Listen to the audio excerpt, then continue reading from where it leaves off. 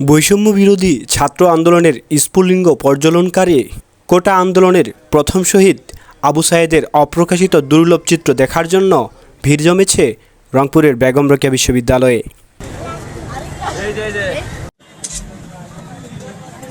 আমরা যে আজকে দেওয়ালের ছবিগুলা দেখছি, এই ছবিগুলার প্রত্যক্ষ এবং পরোক্ষভাবে আমরা সাক্ষী ছিলাম 16 তারিখের ঘটনায়, এবং সেদিন ছাত্রলীগ সহ এবং পুলিশ প্রশাসন সহ নিরস্ত্র ছাত্রদের উপরে, অর্থাৎ বেগম রোকেয়া বিশ্ববিদ্যালয়ের শিক্ষার্থীদের উপরে যে হামলা চালিয়েছিল তারই প্রতিফলন।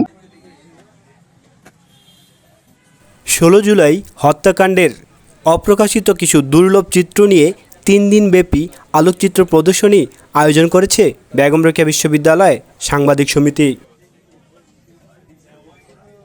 এই প্রদর্শনীগুলো যেগুলো আছে, এগুলা দিয়ে আসলে আমার পরবর্তী প্রজন্মগুলো যারা আসবে তারা হচ্ছে রিসার্চ করতে পারবে। আসলে মানুষের সাথে মানুষের সংঘর্ষ, ইভেন যেভাবে ও বুক চিতিয়েছে গিয়া যে বুলেটটা গ্রহণ করলো, এটাই সব থেকে মানে দেখার মতো আর কি এখানে। ঠিক আছে, এটা দেখে আসলে মানুষ যে কারো হচ্ছে হৃদয় শিংড়ে যাবে।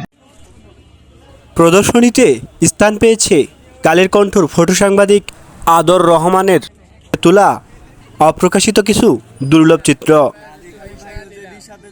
তারুণ্যের যে বিপ্লব করেছে বেগম রোকেয়া বিশ্ববিদ্যালয়ের এই উত্তরাঞ্চলের কেন্দ্রভূমি আমাদের আবু সাঈদের বিশ্ববিদ্যালয় থেকে আজকে আমরা জানাতে চাই, আজকের যে আলোকচিত্র এটি সত্যিকার অর্থে আমাদের যে আগামী দিনের যে তারুণ্যের বাংলাদেশ গড়ার যে আমরা স্বপ্ন দেখি, এই আলোকচিত্র দেখে আমাদের যে তরুণ প্রজন্ম এটি তাদেরকে অনুপ্রেরণা দিবে।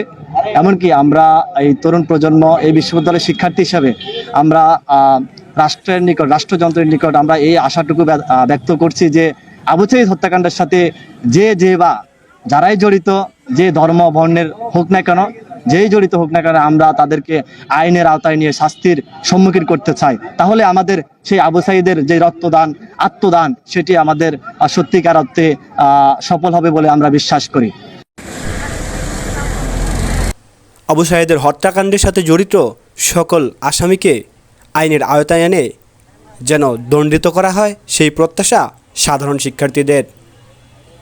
মোহাম্মদ সিদ্দিকুর রহমান, বেগম রোকেয়া বিশ্ববিদ্যালয়, রংপুর।